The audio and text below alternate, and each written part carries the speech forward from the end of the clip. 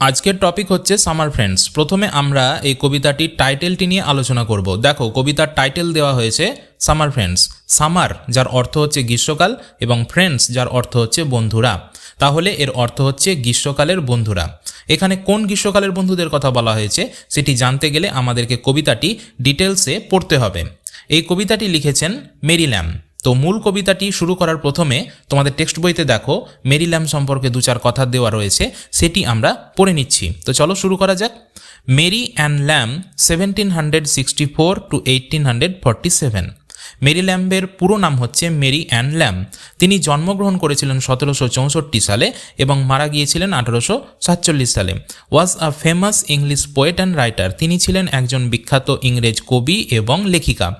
C is best known today. তিনি আজকের দিনে বিশেষভাবে পরিচিত হয়ে রয়েছেন for her collaboration with her brother Charles Lamb, তার ভাই চার্লস ল্যাম্বের সঙ্গে এক সহযোগে কাজ করার জন্য।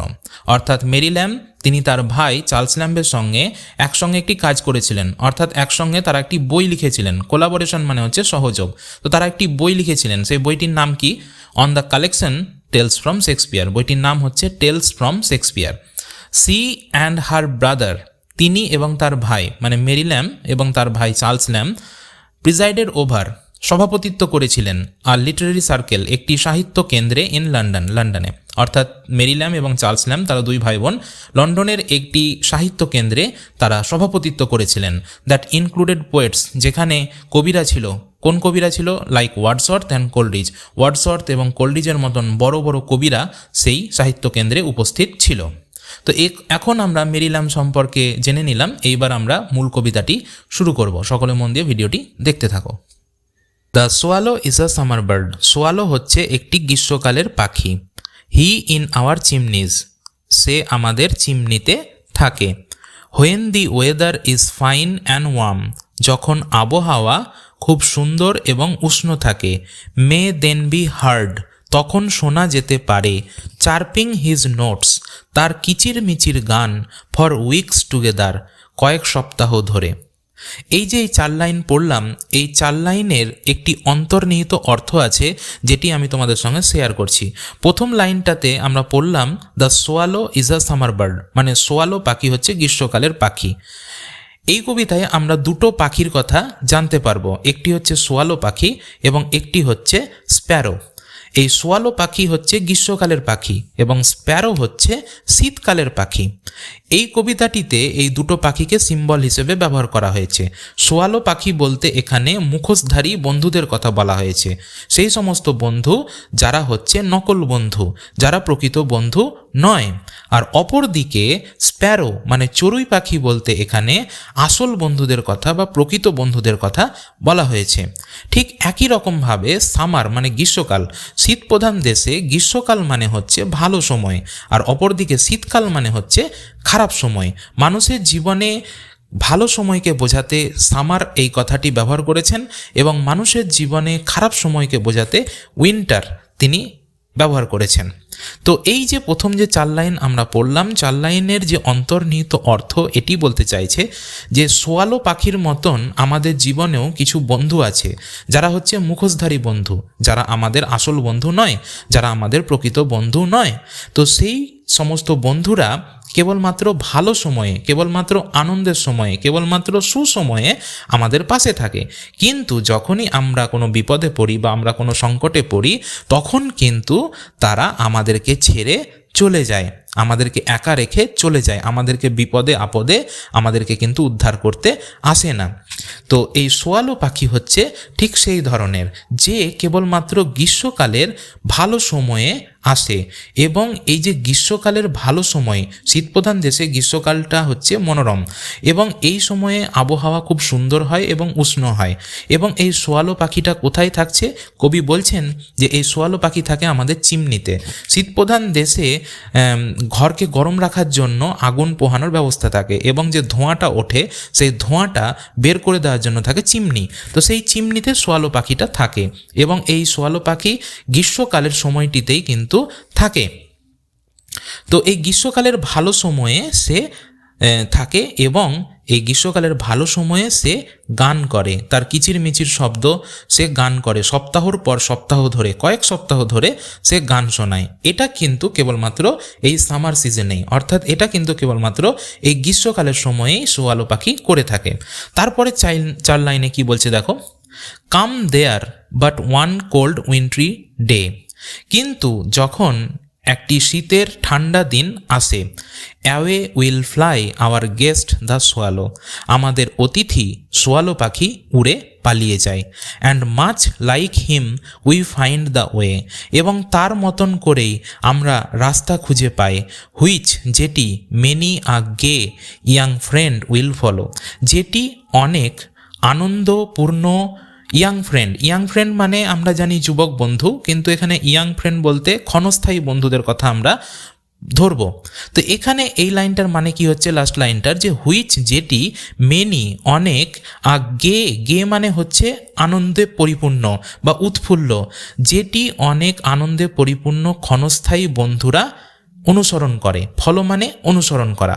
তাহলে এই যে এই 4 লাইন পড়লাম, এই 4 লাইনে আমরা বুঝতে পারলাম যে বলছে যে যখন শীতের দিন আসে, যখন ঠান্ডা শীতের দিন আসে, আর আমি বলেছি যে শীতকাল মানে খারাপ সময়, শীতকাল মানে প্রচণ্ড খারাপ সময়। তো এই শীতকাল যখন পড়ে যায় তখন কি হয়, আমাদের এই অতিথি সোয়ালো পাখি উড়ে পালিয়ে যায়। তোমরা জানো যে আমাদের বাড়িতে যখন অতিথি আসে খুব তারা ক্ষণস্থায়ী হয়, অর্থাৎ তারা কয়েকদিনের জন্য আমাদের বাড়িতে বেড়াতে আসে এবং তারা আবার কয়েকদিন পরে চলেও যায়। তো এই সোয়ালো পাখি কেবলমাত্র গ্রীষ্মকালের ভালো সময়ে এসেছিল, কিন্তু যেই শীতকাল পড়েছে, যেই খারাপ সময় পড়েছে, সেই মুহূর্তে এই সোয়ালো পাখি কিন্তু উড়ে পালিয়ে গেল। আমাদের অতিথি সোয়ালো পাখি উড়ে পালিয়ে গেল। এই সোয়ালো পাখি যে উড়ে পালিয়ে গেল, এর মাধ্যমে কবি বোঝাতে চাইছেন যে আমাদের জীবনে যখন খারাপ সময় এসে উপস্থিত হয়, যখন আমাদের জীবনে বিপদ এসে উপস্থিত হয়, তখন এই সোয়ালো পাখির মতোই কিছু ফেক ফ্রেন্ড, কিছু নকল বন্ধু, কিছু মুখোশধারী বন্ধু আছে যারা আমাদেরকে আমাদের বিপদে একা রেখে পালিয়ে যায়। এবং এই সোয়ালো পাখি যে ধরনের কাজ করছে, এই পথটি অনুসরণ করে কিছু ইয়াং ফ্রেন্ড মানে কিছু ক্ষণস্থায়ী বন্ধুরা, যে সোয়ালো পাখির মতন, যে গ্রীষ্মকালের ভালো সময়ে কিছুদিন থাকলো তারপরে চলে গেল। তো এই ধরনের যে নকল বন্ধুরা রয়েছে, এই নকল বন্ধুরা কিন্তু ক্ষণস্থায়ী হয়, আর এই সোয়ালো পাখির মতনই তারা রাস্তা অনুসরণ করে। অর্থাৎ সোয়ালো পাখি যেরকম নিয়মে চলছে যে কেবলমাত্র গ্রীষ্মকালের ভালো সময়ে গান করবে, কবির পাশে থাকবে, ঠিক সেইটুকুনটাই। তো সেই রকম কিছু নকল বন্ধু রয়েছে, তাই বলি বন্ধুরা নকল বন্ধু হইতে সাবধান। তারপরের 4 লাইন কি বলছে, in dreary days of snow and frost, এটার মানে হচ্ছে বিষণ্ণ। ড্রেরি মানে হচ্ছে বিষণ্ণ, অর্থাৎ তুষার এবং বরফের বিষণ্ণ দিনগুলোতে, অর্থাৎ শীতকালের যে সময়টার কথা এখানে কবি বলছেন যে শীতকালের সময়গুলো বিষণ্ণ হয়ে থাকে, অর্থাৎ প্রচণ্ড বিরক্তিকর, এবং কারণ এই সময় চারিদিকে তুষারপাত হচ্ছে, সব কিছু বরফে ঢেকে গিয়েছে। তো এই শীতকালের বিষণ্ণ তুষার এবং বরফের দিনগুলোতে ক্লোজার টু ম্যান, ক্লোজার মানে হচ্ছে কাছে, ক্লোজার টু ম্যান মানুষের কাছে থাকে। কে কাছে থাকে, উইল ক্লিং আঁকড়ে ধরে থাকে। কে আঁকড়ে ধরে থাকে, দ্য স্প্যারো চড়ুই পাখি। এবার কবি বলছেন যে স্প্যারো শীতের এই খারাপ সময়গুলোতে, শীতের এই বিষণ্ণ দিনগুলোতে, যে দিনগুলোতে কবির মন খারাপ করে, যখন চারিদিক তুষারে ঢেকে যায়, তখন কোন পাখি মানুষের কাছে থাকে, কোন পাখি মানুষকে আঁকড়ে ধরে থাকে এই শীতের খারাপ সময়ে, সেই পাখিটি হচ্ছে স্প্যারো চড়ুই পাখি। তো এই স্প্যারো যে বলছেন, চড়ুই পাখির কথা বলছেন, এই চড়ুই পাখি হচ্ছে প্রকৃত বন্ধু। এই চড়ুই পাখি একটি প্রকৃত বন্ধুর সিম্বল হিসেবে তিনি এখানে ইউজ করেছেন।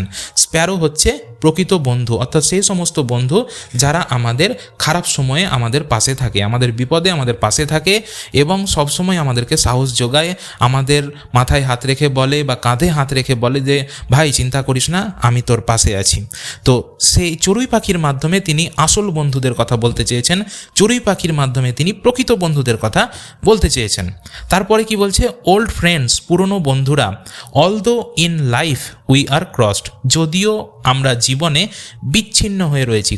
ক্রসড মানে হচ্ছে বিচ্ছিন্ন হয়ে থাকা, অর্থাৎ দূরত্ব হয়ে যাওয়া। দেয়ার হার্টস তাদের হৃদয় টু আস আমাদের প্রতি উইল নেভার ন্যারো কখনোই সংকীর্ণ হয় না।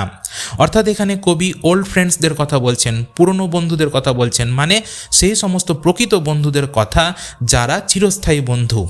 তো ওল্ড ফ্রেন্ডস পুরনো বন্ধু বা প্রকৃত বন্ধু যদিও আমাদের সঙ্গে তাদের দূরত্ব বেড়ে গিয়েছে, যদিও আমাদের সঙ্গে তাদের আর রেগুলার দেখা হয় না, আমাদের প্রত্যেক দিন আর দেখা হয় না, আমরা দূরে রয়েছি, আমাদের সঙ্গে তাদের একটা কানেকশন যেটা ছিল, একটা কানেকশনটা বিচ্ছিন্ন হয়ে গিয়েছে, আমরা দূরে রয়েছি, দূরত্ব বেড়ে গিয়েছে, তা সত্ত্বেও কিন্তু আমাদের মধ্যে যে আন্তরিকতা, বন্ধুত্বের যে আসল যে টান, সেটা কিন্তু একই রকম আছে।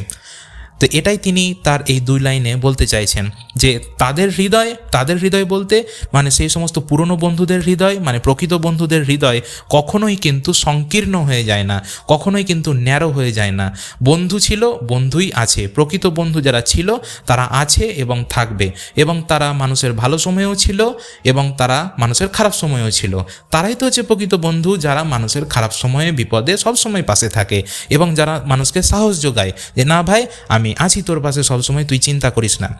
তো এখানে এই চড়ুই পাখির মাধ্যমে তিনি প্রকৃত বন্ধু বা আসল বন্ধুর কথা বলেছেন। এবার লাস্ট স্ট্যাঞ্জাতে বলছেন যে গিভ মি দ্য বার্ড, আমাকে এই পাখিটাই দাও। কোন পাখির কথা বলছে কবি এই স্প্যারো মানে চড়ুই পাখির কথা বলছেন যে আমাকে এই চড়ুই পাখিটা দাও, কারণ এই চড়ুই পাখিটাই হচ্ছে কবির খারাপ সময়ে পাশে থাকে। গিভ মি দ্য ফ্রেন্ড, আমাকে এই বন্ধুটি দাও। অর্থাৎ তিনি চড়ুই পাখির কথা বলছেন যে এই চড়ুই পাখিকে আমাকে দাও এবং এই চড়ুই পাখির মতন একজন প্রকৃত বন্ধুকে আমাকে দাও যে আসল বন্ধু। উইল সিং ইন ফ্রস্ট, যে তুষারপাতের সময় গান শোনাবে। উইল লাভ ইন সরো, এবং আমাকে দুঃখের সময়ে ভালোবাসবে।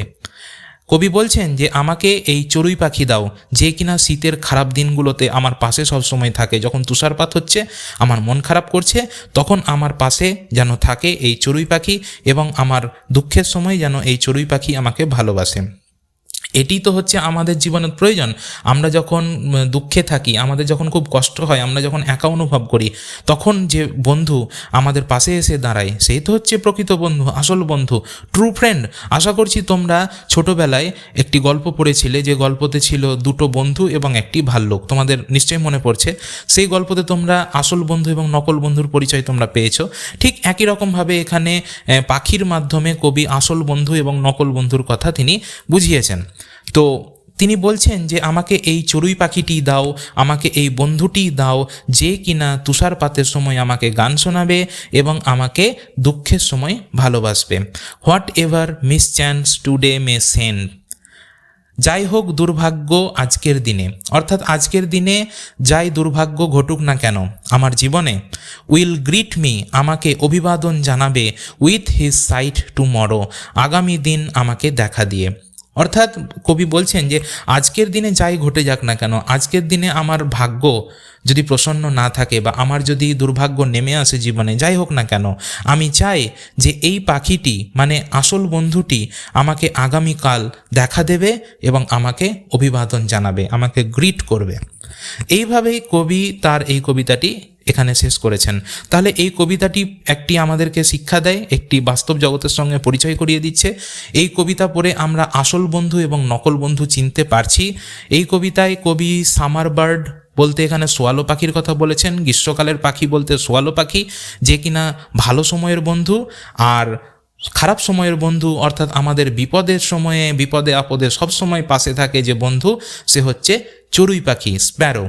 তো এই 2 পাখির সিম্বলের মাধ্যমে তিনি বন্ধুত্বের একটি দারুণ একটি উদাহরণ তিনি দিয়েছেন। আসল বন্ধু এবং নকল বন্ধু তিনি পার্থক্য করতে আমাদেরকে শিখিয়েছেন। এই 16 লাইনের কবিতা কিন্তু একটি অসাধারণ কবিতা, যা আমাদেরকে জীবনে অনেক কিছু শিক্ষা দেয়। তো আশা করছি তোমাদেরকে আজকের এই ক্লাসটি ভালো লেগেছে। যদি ক্লাসটি ভালো লাগে অবশ্যই একটি লাইক দিয়ে দিও এবং বন্ধুদের সাথে ভিডিওটি শেয়ার করে দিও এবং চ্যানেলটি অবশ্যই সাবস্ক্রাইব করে দিও। এবং কোনো লাইন যদি বুঝতে অসুবিধে হয় তাহলে আমাকে কমেন্ট সেকশানে জিজ্ঞাসা করতে পারো এবং তোমরা তোমাদের মতামত জানাও যে ভিডিওটি আজকে কেমন লেগেছে তোমাদেরকে। পরবর্তী আরেকটি নতুন ক্লাসে তোমাদের সঙ্গে দেখা হচ্ছে। সকলে ভালো থেকো এবং সকলকে ভালো রেখো। পুরো ভিডিওটি দেখার জন্য ধন্যবাদ।